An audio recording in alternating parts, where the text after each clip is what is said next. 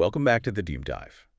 If you drive in any city or, even a busy suburb, you know the feeling. There's a long line of cars backed up, but the lane next to it is open, and you see it. That perfect little gap between two stopped cars. And your brain just screams, go! Now's your chance. Just cut through. It's that classic high-risk, high-reward moment every driver faces, and honestly, it's one of the most underestimated dangers out there.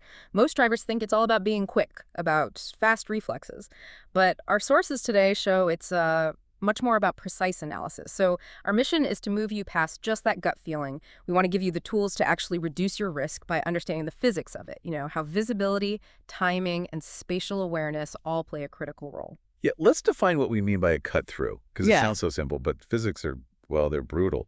We're talking about crossing multiple lanes of traffic through a gap that only exists because the cars next to you are stopped. Yeah. And the real danger, the core of the problem, is that those stopped cars create a perfect blind spot. They completely hide fast-moving traffic. So what looks like a safe little opening can turn into a deadly misjudgment because you just cannot see the danger coming at you. Not until it's way too late. Okay, let's unpack this. That inability to see is what the research really zeroes in on. It's what we could call the visibility crisis. When a driver fails to spot that car hidden between the stationary ones, it's not just bad luck, it's a perceptual failure. Your sightlines are so reduced that you can't get a clear view of anything moving on the other side. Which means you can't accurately judge how fast it's coming. Exactly, you have no data. This is where we have to talk about perceived speed versus actual closing speed. Because when you're sitting still, that car in the clear lane might look like it's approaching at a manageable speed.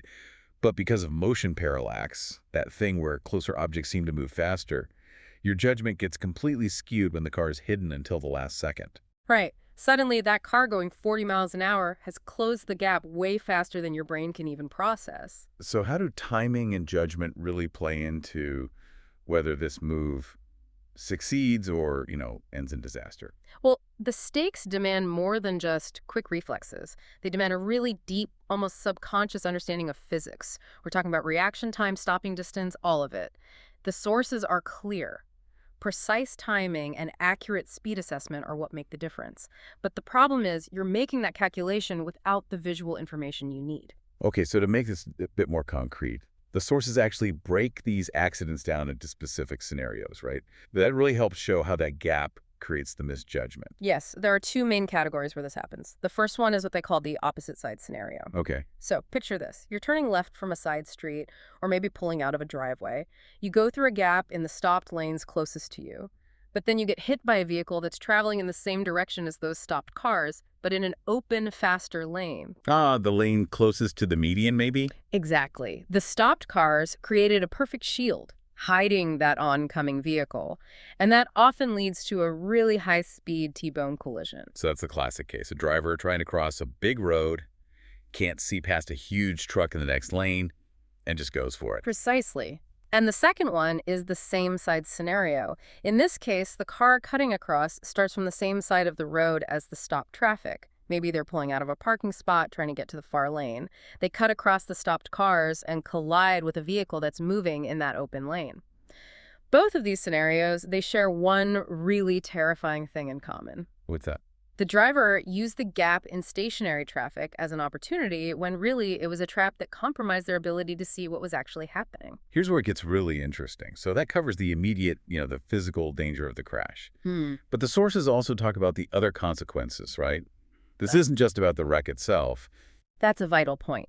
The first and most obvious one is, of course, the increased accident risk. But it's high because the driver has to accelerate so quickly to shoot that gap. They enter the flowing lane on a really unstable trajectory, misjudges by a fraction of a second, and there's no time to react. And from there, it immediately hits your wallet. The legal violations for something like this can be severe. We're talking about big fines, points on your license, and of course, your insurance rates are going to go way up. That one shortcut can follow you financially for years. But there's a social aspect to this too, which is the problem of road rage. The sources frame this as a violation of, the unspoken social contract on the road. When you cut through, you force other drivers who are waiting patiently to slam on their brakes or swerve. And that kind of unexpected move, it triggers aggressive responses. It makes the whole road more tense and less predictable for everyone. Wait, so the sources see the cut through not just as a traffic violation, but as an aggravator that actually makes other drivers behave worse. Precisely. It creates a domino effect of frustration. And then there's the one I think so many drivers forget about: pedestrian danger. Yes. When a driver is laser focused on that little gap between two cars, all their attention is horizontal. It's on the traffic. They completely forget about the vertical dimension, the crosswalks, the sidewalks.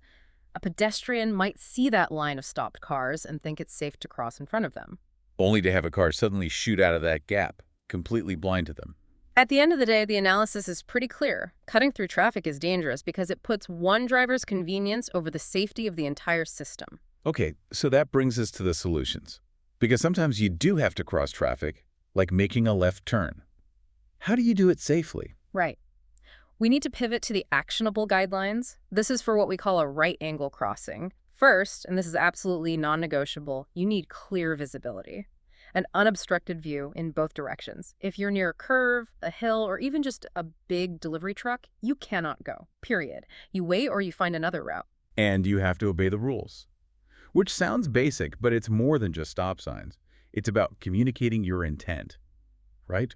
Signaling way in advance. Way in advance, not just a split second before you move. And before you do anything, you have to check all angles. That means mirrors and blind spots.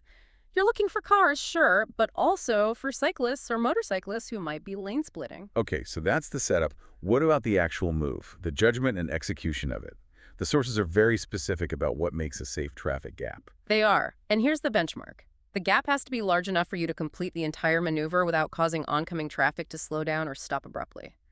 If you make someone else hit their brakes for you, you've failed the safety test. You've created a dangerous situation. That completely changes the goal. It's not, can I make it across? It's, can I make it across without affecting anyone else? And that's directly tied to speed and distance. You have to account for how fast those other cars are moving.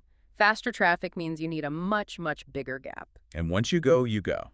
The execution has to be smooth and decisive. Yes. Hesitation is often more dangerous. It confuses other drivers. Once you've confirmed the gap is safe, you move smoothly. Not aggressively, but without hesitating. And what about the other factors, like the weather? Of course. Contextual awareness is key. Bad weather, rain, snow, fog. It reduces everyone's visibility and increases stopping distances. So you have to double your gap estimate at least. And if you're making a left turn, you have to yield. That's the law for a reason. Don't rush it. It's funny, the sources even mention trying to make eye contact. It sounds simple, but it's huge. That brief moment of nonverbal communication confirms that the other driver sees you. It dramatically lowers the risk. So that's the playbook for normal traffic. But what about when the road is just completely choked, when you're in heavy congestion? That feels like a different game altogether. It is. It adds a psychological layer. The first step, ideally, is to plan ahead. If you know a route is always jammed, try to find an alternative. Avoiding the situation is the safest bet. But if you're stuck in it, communication becomes even more critical. Absolutely. Signal clearly, way in advance. The sources even suggest that in really tight spots, a hand signal can be very effective at communicating with the driver right next to you. Then comes the hard part. Patience. The hardest part. Patience and eye contact. You might have to wait minutes for a safe gap. The urge to take a risk gets very strong. You have to resist it. Wait and use eye contact to connect with the driver who might let you in. Don't just assume they see you. Wait until you're sure. And when you finally get that chance to move, the advice is to use controlled movement, right? Yes, move slowly, steadily. Inch forward, sometimes people call it creeping, just to get a better view. No sudden moves. And here's the golden rule. Even if a driver waves you through, you still proceed cautiously. Their wave doesn't mean the far lane is clear. You are still responsible for checking. That's a huge point. Their courtesy doesn't transfer legal responsibility to them. Not at all. And a final strategy here is to use traffic controls. If you can, just go a little further down to an intersection with a traffic light or a stop sign. Those controls create natural protected gaps in the traffic flow. You wait for the green, confirm traffic is actually stopping, and then you go. It takes the guesswork out of it. So what does this all mean? If we boil this all down, the core lesson seems to be that success in this kind of maneuver has very little to do with speed. It's much more about precise gap judgment, clear communication, and just having a deep respect for those blocked sightlines. At the end of the day, you have to prioritize safety and patience over your own hurry. The risk is just too high to gamble. And I'll leave you with one final thought from the source material that really stood out to me. The key difference between a successful maneuver and a catastrophic mistake often comes down to one thing. It's the driver's personal commitment to not causing oncoming traffic to slow down or stop abruptly.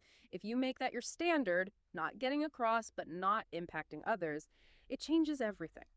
Just be aware that local laws can sometimes change these priorities, so it's always a good idea to know your state's specific rules on yielding before you find yourself in a tricky situation. Please like, subscribe, and get notified.